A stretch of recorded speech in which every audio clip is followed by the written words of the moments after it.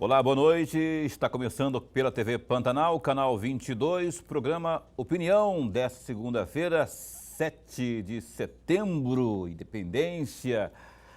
E a gente aqui está trabalhando, não é? Afinal de contas, temos que trabalhar.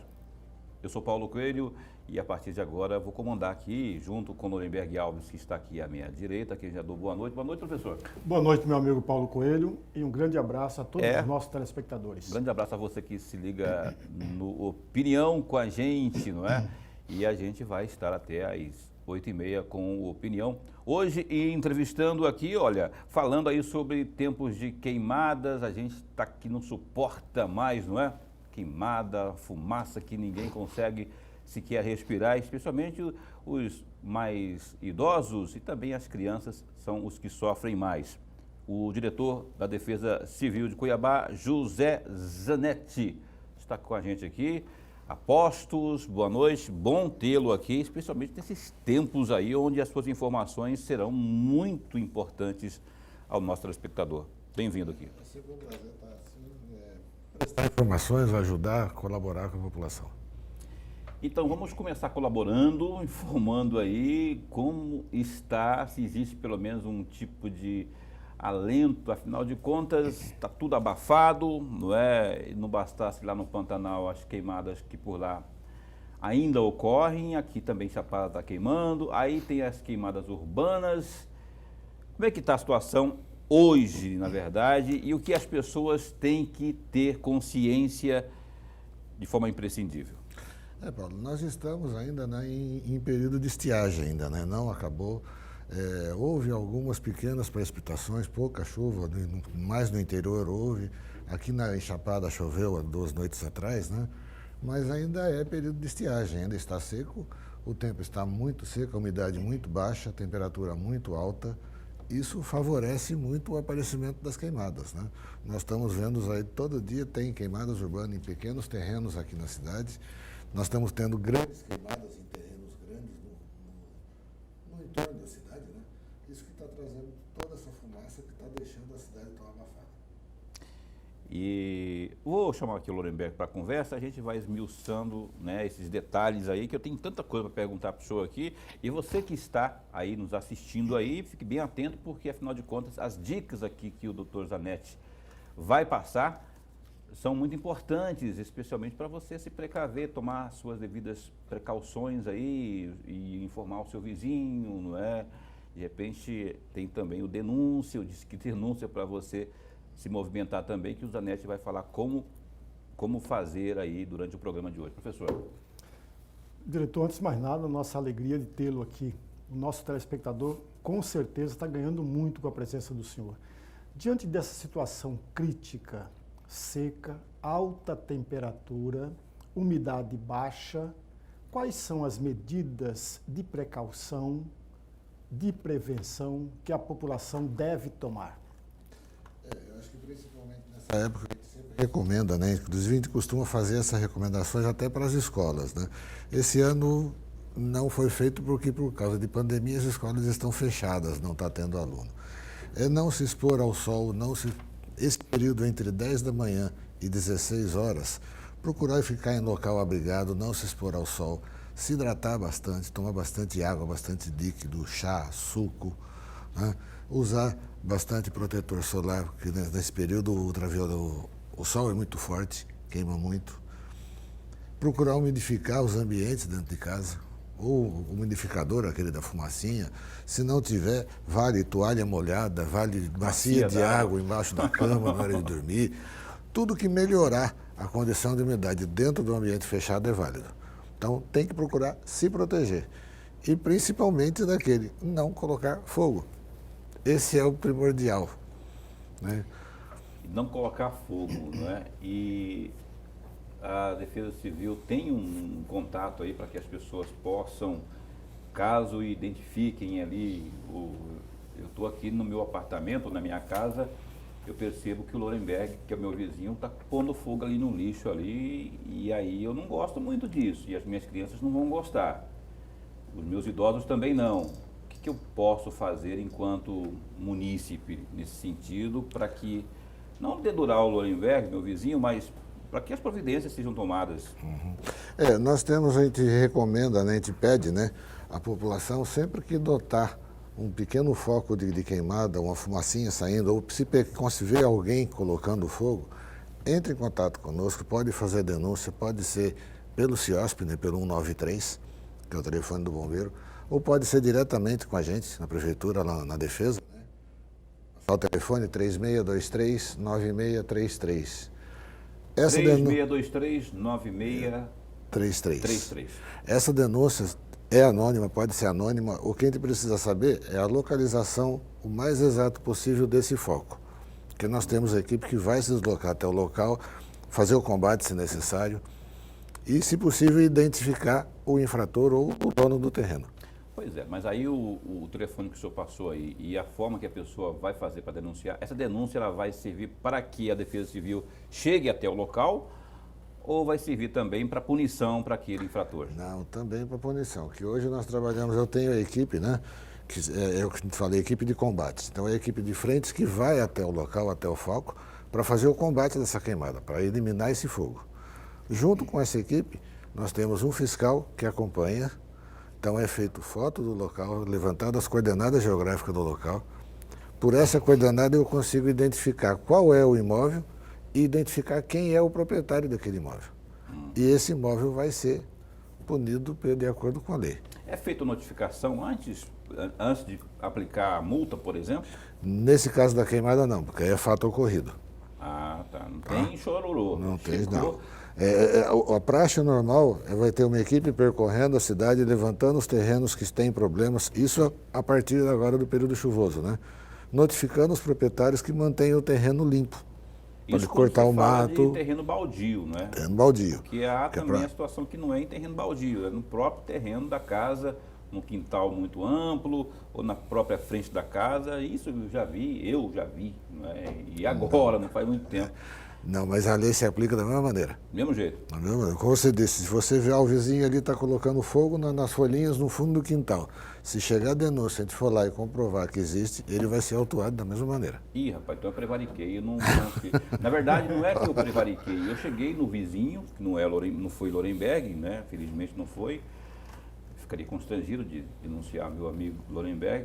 Ele também não faria isso, mas eu cheguei nesse vizinho, que não era tão vizinho assim, eu cheguei, amigo, olha só, tem dificuldade aqui as pessoas, tem muitos idosos, muitas crianças, e nós como um todo. E aí eu acabei demovendo o rapaz aí de seguir com aquele fogaréu, que já era estou espalhando realmente ali, para queimar, que ele chamava de lixo, né? Lixo, mas ele acabou não fazendo mais, por isso eu não prevariquei, por isso as coisas foram resolvidas, mas você pode fazer a sua parte. Eu vou até pedir aqui, ao longo do programa por várias vezes, ou por algumas vezes, que o Zanetti repita esse número lá da Defesa Civil, que é o 3623. 9633. Tá? Diretor, ainda sobre a queimada, é preciso fazer algumas observações. Me corrija se eu estiver errado. Na região urbana, na zona urbana, a queimada de qualquer forma é proibido. Certo. Ao passo que na região rural tem um período do ano que se permite a queimada. Mas voltando para a região urbana, imaginemos que eu tenha um terreno e esse terreno está lá, é um terreno baldio. E alguém, por alguma razão, coloca fogo. Quem será punido? O que tocou fogo ou eu como proprietário daquele terreno baldio? Ou os dois. São duas situações. Se a pessoa que colocou o fogo, se a gente conseguir pegar em flagrante delito, ele vai ser encaminhado à delegacia, vai para o CISC e vai para a delegacia do meio ambiente. É crime ambiental. Então ele vai ser punido por crime ambiental. A questão do proprietário do terreno, ele pode ser punido pela lei, porque a lei estipula que ele tem que manter o seu terreno limpo, sem mato, com muro e com calçada. Se tinha mato e alguém colocou fogo, colocou porque ele deixou o mato crescer. Então ele vai ser punido da mesma forma. Se a pessoa que tocou fogo não é pego ali... Se não é pego em flagrante, eu não tenho como puni-lo. Mas é só o proprietário... Aí o proprietário vai responder por ter deixado o terreno com o mato. E se o proprietário tiver como provar que essa pessoa ali colocou? Se houver um circuito de câmera ou se houver alguém que registrou, alguém que testemunhou, mesmo assim eu... De qualquer maneira, ele vai sofrer o ato infracionário, ele vai assumir a autuação, né, a multa, né, e ele vai ter prazos para recorrer. Ele tem o recurso em primeira instância, se for derrubado, ele tem um recurso em segunda instância. Então, ele vai apresentar essas provas, aí vai ser julgado. Entendi. De acordo com o caso. Ô Zanetti, e você falou aí dos terrenos baldios, como que funciona a lei propriamente? O que diz a lei em relação aos terrenos baldios? Aí você falou de manter limpo, mas o que é considerado limpo, o que é considerado adequado para cumprir a lei? A lei diz que os terrenos baldios, né, os terrenos não construídos, né, são chamados terrenos baldios, eles têm que ser mantidos limpo, sem mato, sem lixo, com muro e com calçada. Com calçada também? Com calçada. Porque a calçada, pela legislação urbana, a calçada, apesar de não ser uma área do proprietário do terreno, a calçada é obrigatório, o proprietário é obrigação do proprietário fazer a calçada. Ah, entendi. Eu não sabia que a calçada também estava... A calçada, sim. A lei diz isso. O terreno tem que ser mantido limpo, sem mato, sem lixo e com muro e calçada. Muro fora, ou tem que ter portão? Como é que fora aí? Não, um muro de fechamento. Uhum. Tá? Ele tem que ser fechar, cercado. Cercado. Tem que fechar o terreno. Tá? Ainda que a calçada não seja minha propriedade Sua particular. propriedade. Eu sou obrigado a Você cuidar... é responsável por fazer a calçada e mantê-la. Eu não sabia disso. Não é um bem coletivo, não é um... Sim, mas está na legislação urbana do município. É a legislação urbana do município, né, que estipula isso. Desde plano diretor, tudo, né, vem constando isso. Que ele é responsável, a responsabilidade do proprietário. E o que mais de orientação? O senhor falou aí das pessoas que, no sentido da precaução propriamente, não é em casa, depois que o mal já ocorreu, porque a fumaça abafando todo mundo, provocando esse mal danado, além de colocar ali, né, o vaporizadorzinho, de colocar o umidificador, colocar também a toalha molhada e a bacia, cuidados assim em casa. Por exemplo, eu vejo muita gente lavando calçada também, né? Nessa época, já está partindo para o lado do desperdício, né? A gente falou também, essa época, né, nosso período de estiagem, né, que a gente chama estiagem porque em Cuiabá nós não temos seca, né, que é diferente. Então, nesse período de estiagem, uma das recomendações que a gente faz é o uso racional da água. Tá? Porque você imagina, o rio Cuiabá está com um nível muito baixo. A Águas Cuiabá ela tem que captar essa água lá do rio para tratar e distribuir para a população. Quanto mais baixo o nível do rio, mais dificultosa a captação da água. Tá? Sim. Então, dificulta a captação. Essa água, conforme o local que é captada, se ela tem mais areia, dificulta o tratamento também. Então, tudo se torna mais complicado, vamos dizer assim. Então, para que você vai desperdiçar um bem que é mais difícil, mais complicado de chegar na sua mão para lavar uma calçada? Eu tenho uma pergunta aqui antes, porém, Lorenberg. O trabalho que vocês fazem, a Defesa Civil, logo ligada à Prefeitura de Cuiabá, existe um link aí com o Corpo de Bombeiros e Defesa Civil do Estado, no sentido de unificar as ações? Por exemplo, eu sempre tive dúvida, lá vocês têm uma central de monitoramento para dar uma espécie de observatório, né, como tem lá Águas Cuiabá, como tem também aqui no Corpo de Bombeiros, tem um observatório. Como que vocês monitoram isso ou vocês dependem única e exclusivamente das denúncias e também do trabalho feito ambulante? Hoje a gente depende mais de denúncias e o link, o apoio que a gente tem com a Defesa Civil Estadual. Que a Defesa Civil ela funciona, é um sistema, né? Então ele começa lá em Brasília, na Defesa Civil Nacional, abaixo vem as estaduais e os municipais abaixo. Então, como funciona? É uma escada ao contrário. Nós temos a nossa Defesa Civil do município. Se houver uma ocorrência, um desastre, alguma coisa aqui, quem vai atender é a Defesa Municipal. Se a minha capacidade de resposta como Defesa Civil do município for extrapolada, que eu não tiver mais como dar resposta para isso, ou dar apoio à população, é acionada a estadual. Então, o Estado entra com o apoio dele para a gente conseguir dar resposta a esse desastre. Está aí dentro do sistema. Se o Estado não estiver conseguindo, aí vai para a Nacional, aí vem a Defesa Civil Nacional para cumprir o papel dela. Entendi. O rio, eu vou voltar naquela questão anterior que o senhor vinha respondendo. O rio está baixando o nível do rio cada vez mais nós temos no período da estiagem, e aí a Águas Cuiabá tem dificuldades para pegar a água. Nós corremos o risco de abastecimento na Grande Cuiabá? Não. Não, porque hoje a captação ela está distribuída, né? Nós temos no Rio Cuiabá, já tem 3 pontos, né, no Rio Cuiabá, mais a ETA do Tijucal. Né? O terceiro ponto é a nova ETA que inaugurou recente agora lá no São Gonçalo Beira-Rio, né? Então ela está distribuída no rio. E esse nível mínimo do rio, ele é mantido por Manso. Tá? Que uma das funções principais da barragem de Manso é, no período de estiagem, manter o nível mínimo do rio. Então essa cota que a gente estava comentando, que ele tem nas últimas 2 semanas, ele tem se mantido na régua, lá na leitura, entre 21 e 25, 26 centímetros. Hoje eu não vi, eu vi ontem, estava em 25. Geralmente 25. Ele está mantendo nesta faixa, né? Então essa faixa não é problema, a gente fala que a captação é mais dificultosa, por quê? Porque a bomba tem que ser abaixada um pouco mais, tá? Tem que ter um trabalho extra. Mas a captação é normal. Tá?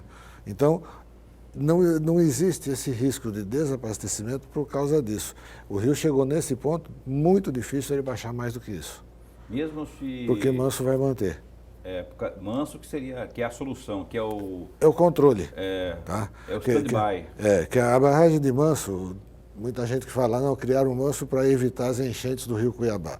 Não é bem por aí, é o contrário um pouco. No período chuvoso, o Manso retém a água, até chegar na sua capacidade máxima. Para que ele retém? Para gerar energia, que é a segunda opção dele, né? E principalmente para manter no período de estiagem o nível mínimo do rio Cuiabá. Um mínimo mais ou menos constante. Tá dentro do normal, por exemplo. A comparação que o senhor faz, que a Defesa Civil de Cuiabá faz 2019 com 2020. Este ano nós estamos achando que ele está mais seco, a umidade mais baixa, e está se mantendo mais baixa por períodos mais longos, né? Mais quente, as temperaturas estão batendo o recorde, nós já tivemos 2 dias, 2 vezes seguidas, aí batendo acima de 41, né? Em relação ao ano passado. E eu estou dizendo, as queimadas, talvez por esse mesmo motivo, as queimadas esse ano, as queimadas urbanas, estão ocorrendo em proporções maiores. São áreas maiores que estão queimando, são terrenos maiores. Né? Isso que está criando tanta fumaça na cidade, né? Diretor, recentemente, o vereador Macrian foi inclusive com o senhor na Assembleia Legislativa, conversou com o presidente da Assembleia Legislativa. O presidente da Assembleia Legislativa fez uma emenda parlamentar para que o valor dessa emenda parlamentar, a Defesa Civil de Cuiabá pudesse comprar uma embarcação. São 2 perguntinhas, uma ligada à outra. Essa emenda parlamentar já foi liberada? E se foi liberada, já foi adquirida a embarcação? E qual a importância dessa embarcação para a Defesa Civil? A emenda, eu acredito que ela já esteja na fase final, tanto é que já foi passada a ordem ao fabricante para começar a produção do barco. Esse barco é produzido aqui em Cuiabá mesmo, né, no distrito. É um que a gente chama aerobarco, né? É aquele barco que o motor é para cima e ele sopra o ar em vez de ser a hélice dentro d'água.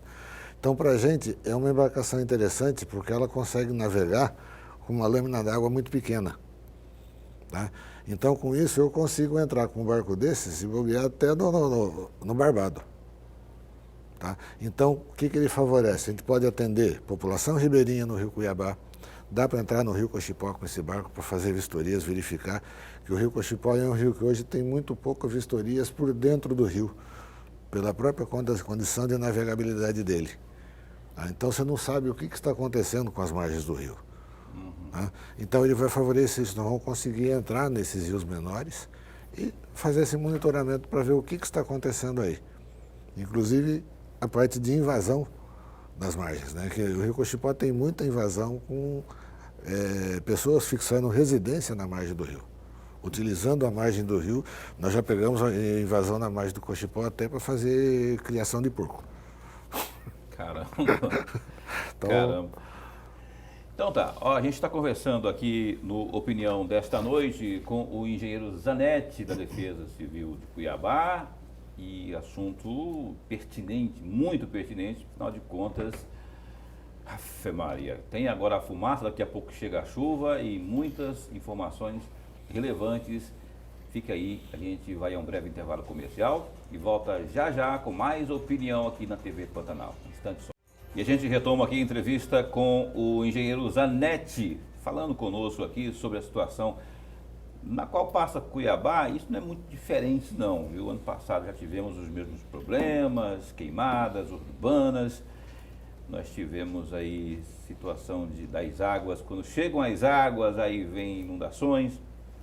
Ô Zanetti, antes de falar aí das águas propriamente, antes de sairmos do fogo para a água, o lixo, rapaz, o lixo logo vai fazer link ali com o que eu quero chamar, né, que são as águas, mas é outra questão mais de prudência do que de qualquer outra coisa, né? Se você não tiver, eu falei do cara que estava queimando o lixo, mas tem o cara que acumula lixo, que joga lixo nos bueiros, e além da sujeira, né, além da poluição, tem a situação que daqui a pouquinho chegam as águas, as chuvas, e aí aquela história, aquela novela de todo ano, né?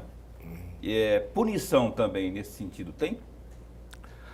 Existe na legislação a previsão legal, né, de punição para quem joga lixo na rua. Tá? Tanto é que existe. A coleta de lixo hoje, ela é diferenciada, de cada bairro tem como é que eu te digo? Tem o calendário de coleta, né? Então, em determinado bairro, o caminhão passa de segunda, quarta e sexta, outra na terça, na quinta, no sábado. Então, o que acontece? Se a pessoa colocar o seu lixo fora desses dias, o saquinho de lixo vai ficar ali, vai ficar 24, 36 horas exposto lá. Pode ter cachorro que rasga, esparrama, suja. Tá? Existe uma previsão legal de punir quem joga lixo na rua. Só que é uma condição difícil até de se aplicar, né? Porque não tem nem material humano para fazer a fiscalização. Exato, seria uma fiscalização muito miudinha, muito constante, né? Para pegar esse tipo de caso. A não ser que seja pelo disque denúncia. Ou disque denúncia. Aí sim. Tá aí na tela, vai aparecer na tela aí, inclusive. Cadê o bafo? Tá aí? Aí, rapaz, olha, 3623. Então, se houver uma denúncia, né? Que, não, tem alguém, nós já tivemos casos desse tipo de pessoa com um caminhonete despejando lixo em terreno baldio, longe da cidade, né? Terreno com mato e tal. Nós tivemos uma denúncia, corremos lá, deu tempo de pegar. Em alguns casos, você leva o fiscal e autua, e leva o cara. E em outro caso, pega o cara, não leva de volta. Aí fizemos o cara carregar de novo e levar embora. Entendi. Olha só, tem uma participação via WhatsApp. Uma pergunta aqui para o engenheiro Zanetti. Vamos ver aqui no painel. A pergunta está aqui. Boa noite. Quais as orientações para evitar acidente com raios em dias de chuva, considerando que Mato Grosso é campeão em ocorrências desse tipo? A pessoa não se identificou, mas está aí a pergunta, que é uma pergunta muito pertinente. É verídico isso? Somos campeões? Aqui tem muito raio. Bastante, não, em todo o estado. A questão do raio é qual a melhor maneira de se proteger de um raio? Primeira coisa, ficar dentro de casa, tá? Que a casa te protege. Se estiver na rua ou estiver em campo aberto, você tem que se proteger de que forma? Evitar ficar embaixo de árvores, próximo a postes. Porque acontece, o raio, quando a gente fala o raio caiu, ele procura o ponto mais alto. Então, se você estiver num descampado e você ficar de pé, você vai ser o ponto mais alto. Então, a sua pessoa vai funcionar como um para-raio. Então, se estiver, de preferência, procurar ficar abrigado, ou dentro de uma de casa, dentro de uma construção, um local abrigado. Se estiver num campo aberto, num descampado, agacha, senta no chão, deita no chão, procure ficar o mais baixo possível. Então tem a ver com a altura, então. Altura. Com a altura. Com a altura. Por isso que os para-raios são colocados no topo do prédio. Porque a tendência ele vem procurar o caminho mais perto. perto. E a história de que o raio não desce e sim sobe? O que é mito, o que é verdade nisso aí tudo? Que o raio sai da terra e na realidade, o raio é uma diferença de potencial entre a nuvem e a terra. Se a nuvem está carregada com carga positiva e a terra está negativa, ele faz um caminho. Se for ao contrário, ele faz outro. É como a descarga de uma lâmpada, de uma bateria, né? Entendi. Tá? Então, normalmente o que a gente vê, que tem raio que começa pequeno e começa a abrir. em vários pontos. Tem outros que começam maior e fecham num ponto só. É a diferença de potencial, a diferença de cargas.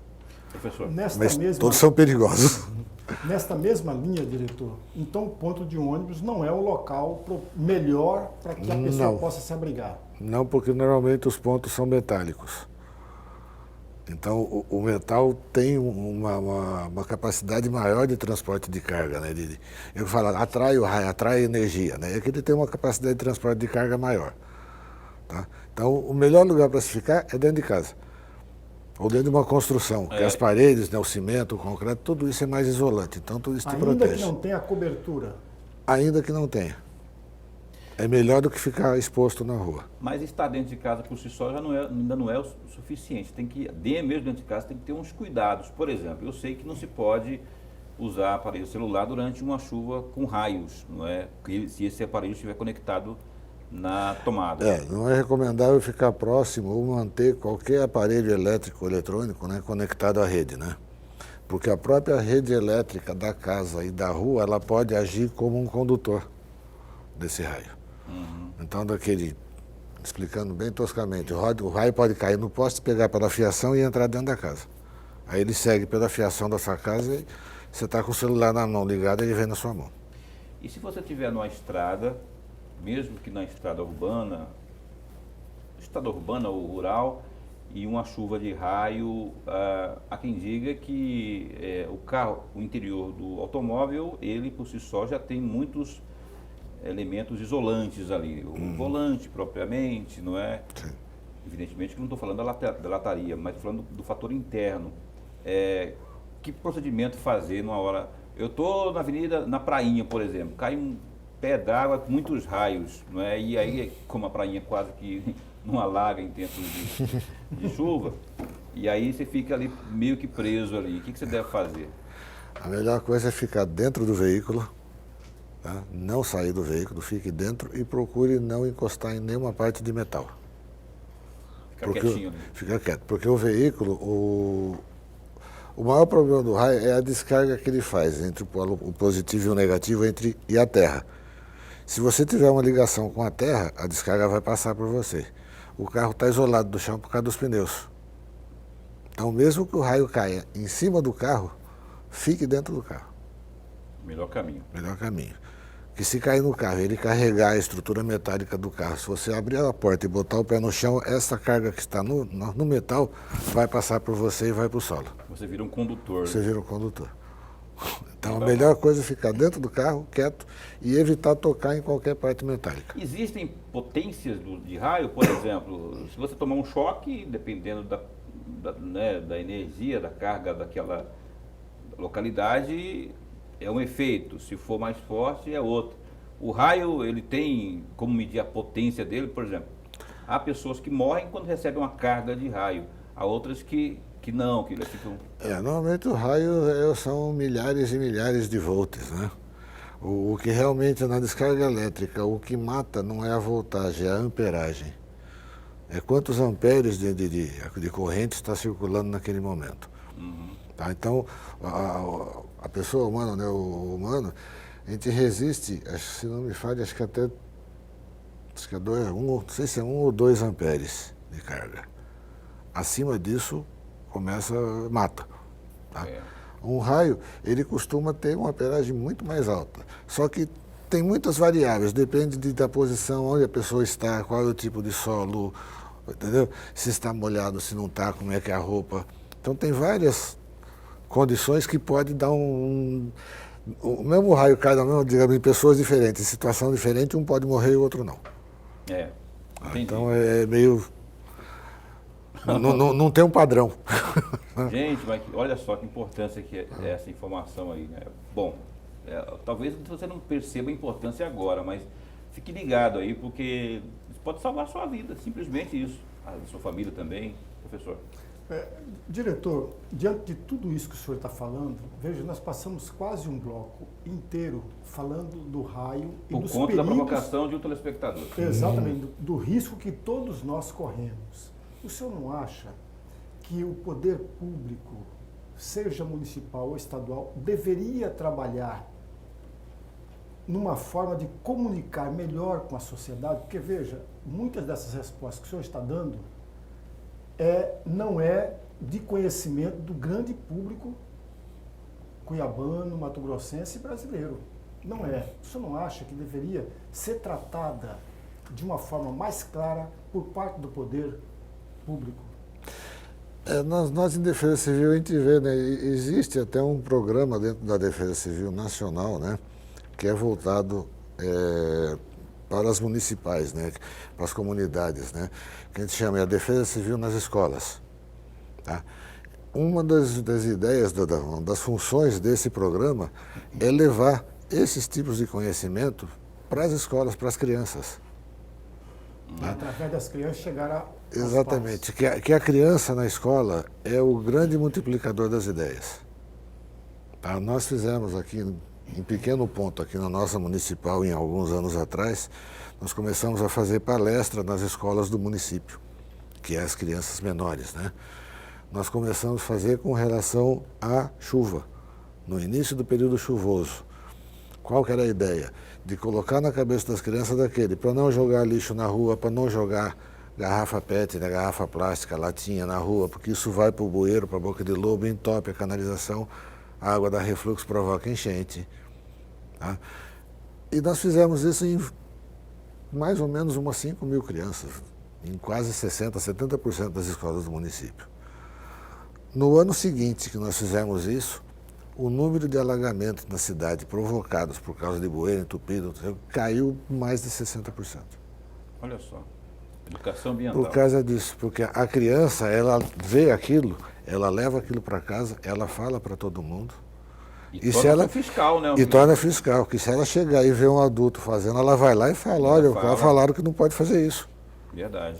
Então, a criança é o grande multiplicador. E eu até acho que esse é um assunto que deveria não ser limitado apenas à Semana do Meio Ambiente, né? Tem que ser constante. Sim. Tem que ser uma constância. Eu sei porque quando há a Semana do Meio Ambiente, sempre tem uns trabalhos muito bonitos, né? Tem aquelas gincanas de quem como é que fala, arrecada mais, quem consegue mais vasilhames plásticos, não é? E só que eu acho que deveria ser o ano inteiro, né? Porque quanto mais... Uma das lutas, né, nossa, enquanto Defesa Civil, desse programa, né, Defesa Civil nas escolas, é que isso faça parte da grade horária. Se torne uma disciplina para as crianças.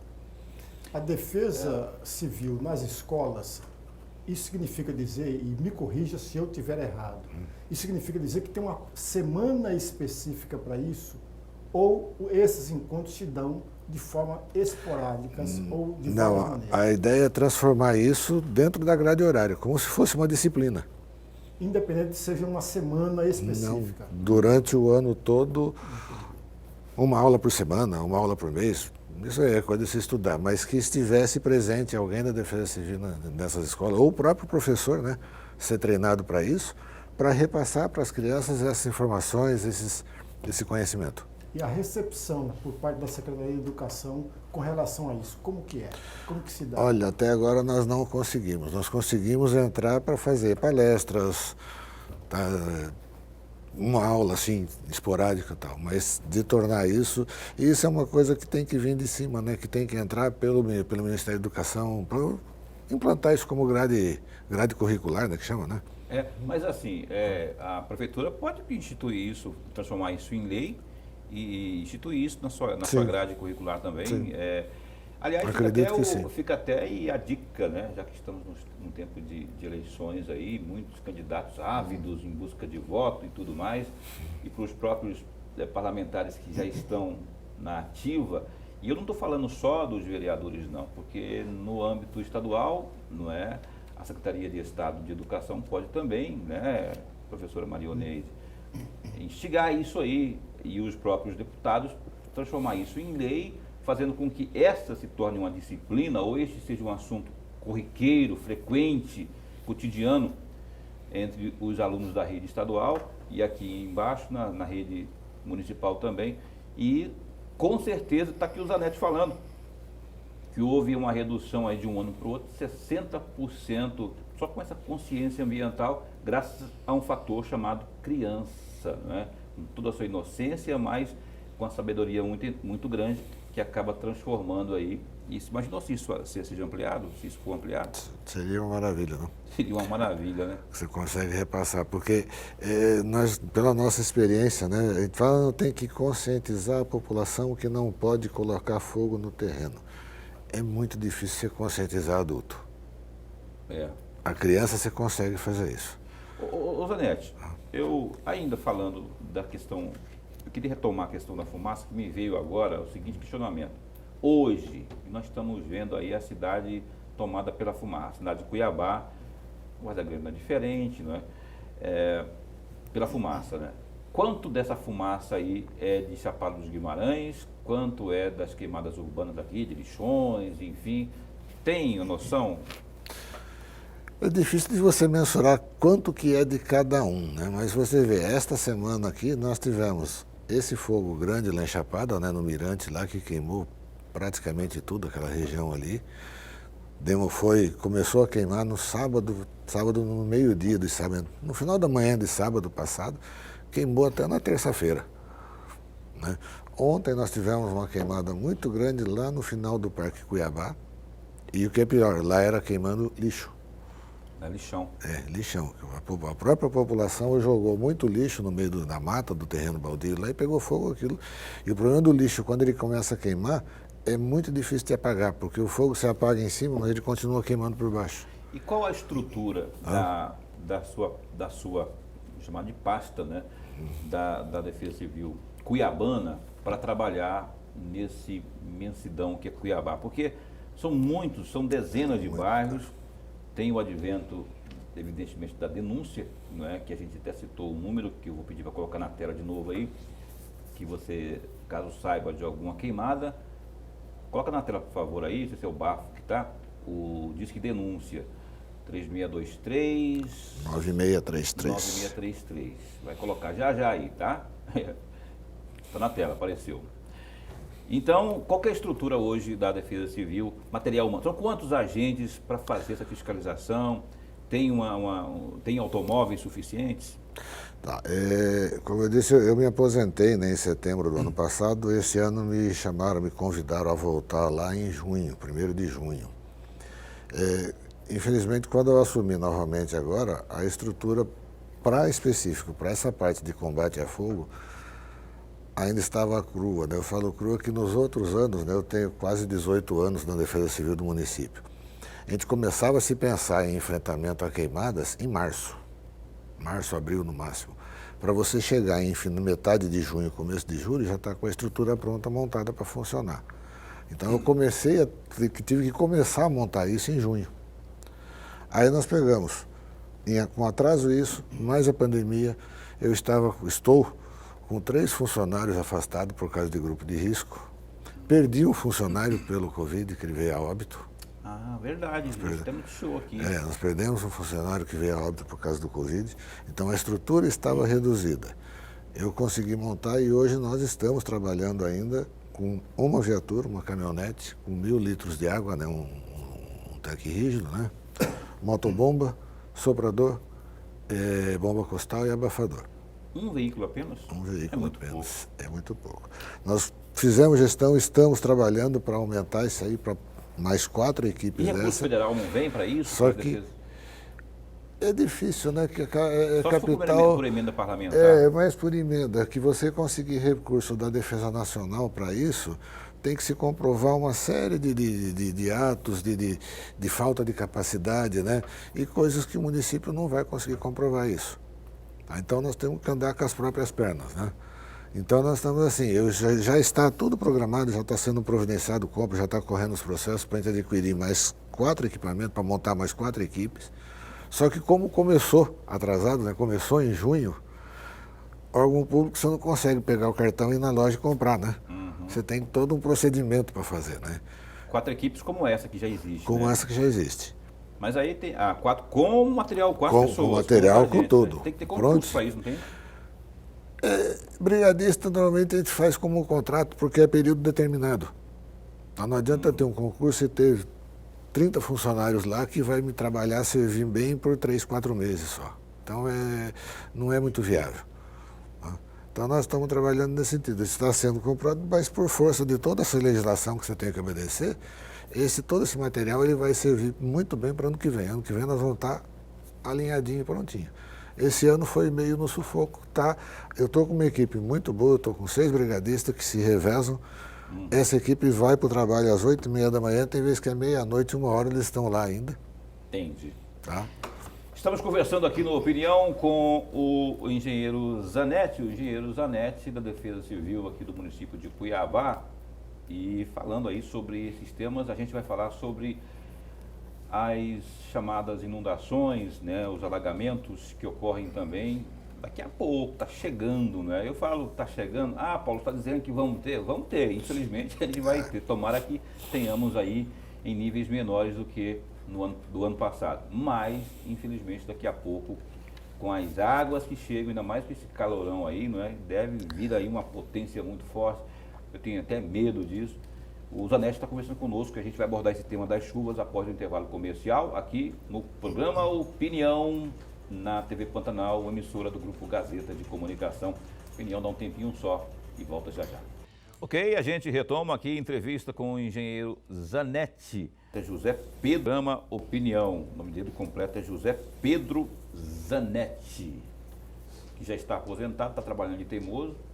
Na verdade, nem teimoso, né? Porque ele já estava, né? Já tinha falado assim, não, vou dar uma descansada. Só que aí, com a escassez de material, pelo que eu entendi aqui, né? Tá faltando gente, vamos chamar o Zanetti que sabe tudo, que conhece das coisas, já que nessa hora o conhecimento faz a diferença. Aí o senhor está de volta, não é? Em junho que você falou que foi chamado? Junho? 1º de junho. E aí está trabalhando mesmo assim. Mas com satisfação, quando faz o que gosta, né? Sem dúvida. Quando faz o que gosta. Eu quero chamar aqui a participação do telespectador pelo WhatsApp. Vamos ver quem está perguntando aqui para o Zanetti, na tela, no painel. Como é feita a fiscalização e também remanejamento junto às famílias que moram em área de risco? Uma outra participação que chega, mas não foi identificado o telespectador, mas a pergunta é essa, das áreas de risco. Veja, nós temos hoje na cidade um levantamento que eu fiz há alguns anos, aí, uns 4 anos atrás. Nós temos mapeados na cidade 1.377 hectares de áreas consideradas de risco, tá? Risco de alagamento ou inundação. E nessas áreas, a grande maioria dessas áreas são margens de córregos. E por que é área de risco? Normalmente a margem de córrego é área de preservação. A partir do momento que as pessoas começam a colocar suas casas nessa área de preservação, nessa APP, ou criar porco, isso se torna uma área de risco. E é risco para quem? Para o próprio morador que está ali. Porque essa APP, essa margem de córrego, numa condição de uma chuva forte, que o volume das águas aumenta, que o nível do córrego aumenta, ele vai se expandir, vai extravasar e vai atingir exatamente essa área. Então acaba inundando essas casas. Por isso que a gente fala que são os moradores em área de risco. Tá? Esses moradores, sempre que possível, a gente faz um levantamento, tem mais ou menos levantado quem são essas pessoas e procura remover esse pessoal, retirar esse pessoal e vai realocar onde? Tem que ser num condomínio desses residenciais que tem. Daí a importância com a Secretaria de Habitação. Secretaria de Habitação, exatamente. É a interligação que a gente tem que ter com a Secretaria de Habitação. Que é exatamente para retirar esse pessoal e dar uma moradia mais digna, né, também, né? Levar o cara para uma casa melhor, com uma infraestrutura melhor. Tem um negócio chamado teimosia, né? O cara cria apego por aquilo ali, tem a plantinha, tem a criação ali, e o cara não espera passar a chuva, baixar o alagamento, né? E aí volta para lá de novo, não adianta. Ou não é? Tem muito dessa raiz. Eu não tem. Falo porque eu já vi. Olha, para ver uma coisa, vamos voltar lá no passado. Em 2004, teve uma chuva muito grande, o rio Cuiabá estava alto, né, então alagou os córregos, inundou praticamente 70% do Parque Geórgia. Naquela época eu retirei 66 famílias do Parque Geórgia. Foram alojados lá no Residencial Sucuri. Aí, um tempo depois, nós fomos mexer aqui na região do Águas Nascentes, fundo do INPE ali. Ali foram retiradas 130 famílias, mais ou menos, que foram para o residencial Mito Figueiredo. Desse pessoal, uma grande parte vendeu a casa lá e voltou. Então existe... Vende legal, né? Porque o terreno é Não, legal. vende legal, mas existia isso. Lá o residencial Sucuri hoje, acho que ele não tem 5% dos moradores originais. O resto saiu tudo, vendeu e voltou todo para a área de risco. Ou foram para outros locais. Então, existe essa questão que a pessoa não fica. Ele, como você falou, o cara cria amor do lugar, ele volta lá. Verdade. Infelizmente, existe isso. E eu vou até sugerir aqui para a produção, a gente entrar em contato aí para os próximos dias, uma entrevista que, na opinião, seria muito pertinente com o doutor Air Praeiro, da Secretaria de Habitação. É o Air Praeiro ainda, né? Daí. Na habitação. Conhece tudo, não é? E seria... A gente vai tentar trazer aqui o doutor Air para conversar, que é procurador, defensor público aposentado, mas que está a serviço da Secretaria Municipal de Habitação. Professor. Diretor, eu vou fazer uma pergunta que talvez não seja da responsabilidade da Defesa Civil, mas eu estou diante de uma pessoa com muita experiência e é engenheiro civil. Portanto, eu vou explorar esse lado do senhor. A prainha, o Paulo já falava isso logo no primeiro bloco, ele falava do alagamento. Qualquer chuva que dá promove um alagamento na prainha. Sim. O senhor, com toda a sua experiência, com todo o seu conhecimento e, sobretudo, com a formação acadêmica do senhor de engenheiro civil, o que deveria ser feito naquela prainha? Me corrija se eu estiver errado, eu ainda não vi e não li e não ouvi alguém dizer que houve uma limpeza interna daquela parte da prainha fechada. O canal ali, né? Eu não vi. O que deve fazer? O que deve ser feito? Para a prainha, o corre da prainha, como se diz, a limpeza lá, eu também não tenho notícia de que algum dia foi feita alguma limpeza ali. O canal da prainha, nós consideramos algo... A gente considera até um certo perigo naquilo, né? Porque ele é um canal fechado, não tem chaminé de pressão, que a gente chama na engenharia, né? Que são pontos de descarga de pressão interna lá. Ele é um canal extenso, ele está no fundo de um vale que dos dois lados está totalmente impermeabilizado praticamente, né? Que é a área central da cidade e o bairro Bandeirantes, né? Então toda a água, a chuva, toda a água pluvial dessa região corre para ele. Tanto é que ele enche tanto o canal que tem alguns pontos na Piranga, né? Que tem lá embaixo nas Aquipavas lá, né? Lá às vezes o bueiro, em vez da água entrar no bueiro, ele gosta para fora, né? Sai para fora. Por causa fluxo, né? O fluxo. E acaba virando um canal de pressão, que não é para ser. É um conduto forçado, ele acaba virando. Esse canal de pressão se manifesta só na época das águas? Só quando há chuvas? Só, por causa do volume da água. Né? Que normalmente ele dá vazão tranquilo. Agora, eu soube, através de uma pessoa que eu conversei na Águas Cuiabá, que eles conseguiram fazer uma vistoria interna com drone em todo o canal. Mas não foi a limpeza? Não, só a vistoria, filmagem, né? Para ver como está por dentro. E o senhor ficou sabendo o resultado dessa sondagem? Eu estou conversando com ele para conseguir essas imagens para ver. Segundo as informações, o canal em si não está tão mal, só que está muito obstruído. Tem muito resto de imóvel. Tá mal, né? Não, digo mal assim, a estrutura do canal. Ah, tá. Eu tinha um receio muito grande desse canal, como ele é muito antigo e ter sido construído na base de capelinha, tijolinho e tal, dele estar se fechando. Está ruindo.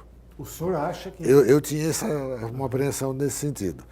O que a pessoa me falou que não, que o canal em si, a estrutura dele fisicamente está até boa. Ele nasce aonde? Só que tem muito lixo, muito pedaço de móvel, de sofá, de colchão, tem de tudo lá dentro. Ali na Mato Grosso, no entroncamento da Mato Grosso com a Avenida Rubens de Mendonça, já é o canal. Onde que nasce o canal da prainha ali? Ele começa canalizado ali atrás, onde é o CREA. Sim. Ali ele começa a ser canal fechado. Cima, então tá. A nascente dele está aqui para cima. Houve um tempo, não faz tanto tempo assim, que ali, bem no cruzamento da Mato Grosso com a prainha, com com a Rua de Mendonça, estava meio que afundando ali o chão, né, o asfalto ali, bem onde passa o... Bem no cruzamento, canal, né? Essa era uma das preocupações, que eles estavam afundando ali, porque de repente esse canal rompeu a parede e a água estava passando por fora. Então ela começa a solapar, começa a carregar o aterro na terra. E ali ainda tem um complicador, digamos assim, na história. Que na Mato Grosso existia um canal ali, um rio, uma nascente, né? Que corria pela Mato Grosso, que está tubulada por baixo, né? E saber que por ali vai passar o VLT. Eu não sei quando. Eu não sei se é nesse século, se vai ser no próximo milênio, mas um dia vai passar. Vai passar ali, pelo menos pelo que eu ouvi do projeto e do trajeto, vai passar por ali. Mas eu não sei, vamos fazer uma coisa ali, né, uma suspensão ali. Como é que fala aquele negócio que coloca para ficar alto, para não passar... Para não passar por umas colunas assim, né? Mas sei lá, tem sistemas construtivos lá que dá para fazer. As chuvas estão chegando e aí eu queria que o senhor fizesse um comentário a respeito disso. Primeiro, com os cuidados que as pessoas devem ter, né? Além disso que a gente já falou aqui, do lixo, propriamente, de não jogar lixo. Nós, pelo calor que estamos vendo, pelas queimadas, né? Pelo desmatamento que tem sido identificado Mato Grosso afora, e aqui na cidade de Cuiabá, aqui na região de Cuiabá também tem havido situações nesse sentido. O que nós, por exemplo, há um ano exatamente, em setembro de 2019, tivemos uma chuva de granizo, né? Quando vieram as chuvas, veio uma chuva forte aí de granizo, um vento muito forte. O que pode vir aí nesse 2020? A nossa preocupação este ano é exatamente sobre isso, né? Que normalmente a primeira chuva, historicamente a primeira chuva era no 7 de setembro. Né? Sempre foi a primeira chuva que vinha, que marcava quase a transição da estiagem para o período chuvoso, era no 7 de setembro. Passou alguns anos sem ter, deslocou um pouco, tá. A nossa preocupação é ele, como você está dizendo, está muito quente, está muito seco, né? Essa primeira chuva, é possível que ela venha com uma violência maior, vamos dizer assim, e acompanhada de vento. Que quando vier essa chuva, a diferença de temperatura vai ser muito grande. E isso que pode gerar um vento muito forte. Então a nossa preocupação é essa, que venha essa chuva, que ela venha com muito vento. Existe a possibilidade de granizo, né, até por causa dessa diferença, né? Mas a nossa preocupação maior é com a intensidade dessa chuva e o vento. Que o vento que causa muito estrago para Cuiabá. Professor. Diretor, eu vou aproveitar esta resposta do senhor para explorar um pouco mais. O senhor falou assim, a nossa preocupação para mexer num outro detalhe que é a questão do planejamento. Eu vou aqui reportar uma frase que o senhor deu numa entrevista e foi publicada pelo Estado de São Paulo no dia 14 de agosto. Só um pequeno trecho. É um momento típico, já esperado, mas os casos estão tomando outras proporções. Além do fogo cerrado, estamos atendendo casos de incêndios urbanos. Fecham aspas. Eu estou aproveitando essa frase para fazer a seguinte pergunta para o senhor. A Defesa Civil, qual é o planejamento que a Defesa Civil fez para enfrentar esse momento que o senhor chama de típico, que todos nós já esperávamos? Qual é o planejamento feito pela Defesa Civil, com parcerias com outras secretarias, porque existem essas parcerias, e diante das complicações, porque nós temos um momento que era esperado, mas ele foi alterado em razão de uma série de outros fatores. Quais são os planejamentos? Veja, a Defesa Civil, eu diria até a principal função da Defesa Civil é de ser um órgão aglutinador. Tá? Nós não somos muito executivos. Tá? Por isso que tanto a parte de pessoal, até equipamentos, todo da coordenadora, da diretoria, é muito pequena. Por quê? Porque numa emergência eu posso usar todo o pessoal e todo o equipamento da prefeitura toda. Tá? Então, se eu tiver uma condição, exemplo, digamos, que venha essa chuva, que venha com vento muito forte e acabe destelhando casa, derrubando árvores, deixando família desabrigada.